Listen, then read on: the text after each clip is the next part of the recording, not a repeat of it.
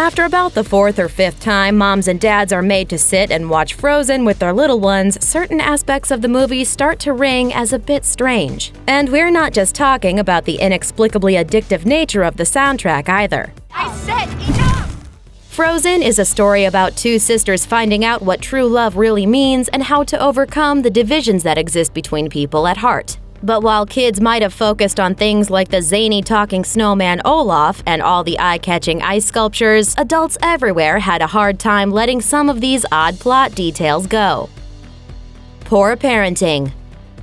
Disney movies commonly kill off their parents, and even those rare movies where both mother and father are left alive, there's almost always some kind of drama associated with them. And while there's usually a common thread of parents being out of touch with their kids' needs, Frozen takes it a step further and paints its princess's parents as downright abusive. After all, the king and queen of Arendelle choose to lock their daughter away like a diseased beast, rather than trying to actually deal with her power struggle, even after they're told that fear will make Elsa's powers more dangerous. Okay, so she did accidentally maim Anna with her chilly gifts, but it's kind of part of the parenting package to help your kids grow up to be good people after they make mistakes. If the Little Mermaid's sunken ship really was the vessel that sank the royal parents, maybe karma came back to bite them in the bow after that terrible parenting decision to encourage her isolation sunk this child's chance at happiness so early on in life.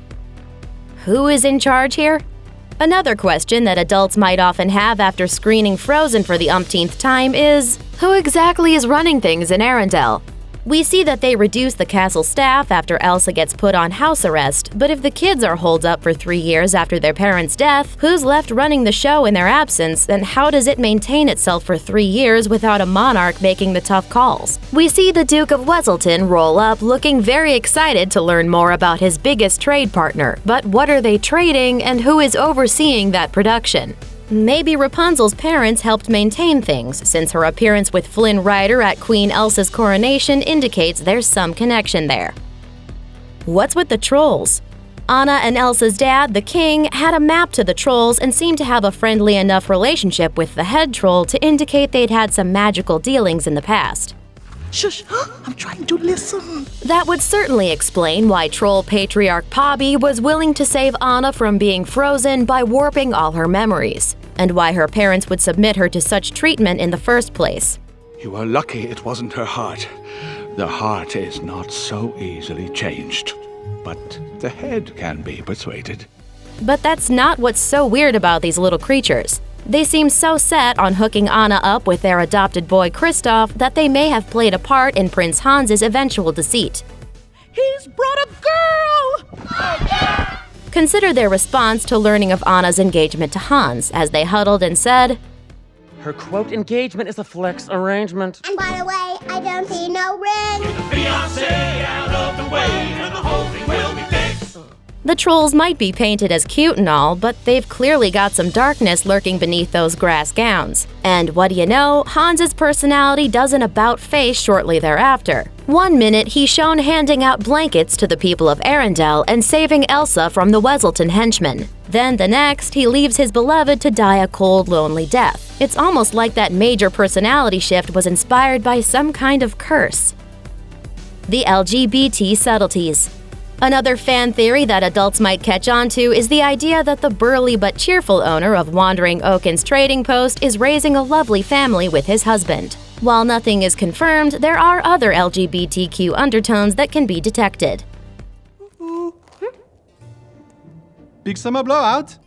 Eventually, we realize Elsa's powers are nothing she needs to be ashamed of, but because they are something her parents don't understand, they tell her, Conceal it. Don't feel it.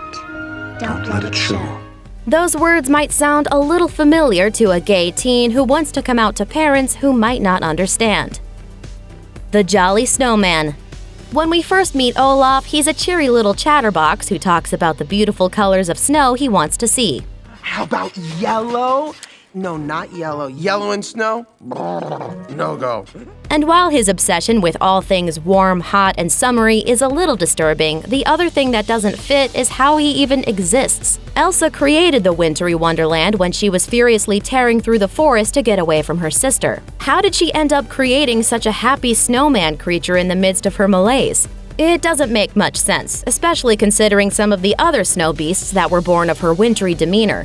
Whether or not the film always makes sense or sneaks a few darker details past its youthful audiences, it's still a kid favorite, so parents will just have to enjoy the movie anyway, and, of course, Let it go, let it go. thanks for watching! Click the list icon to subscribe to our YouTube channel. Plus, check out all this cool stuff we know you'll love too.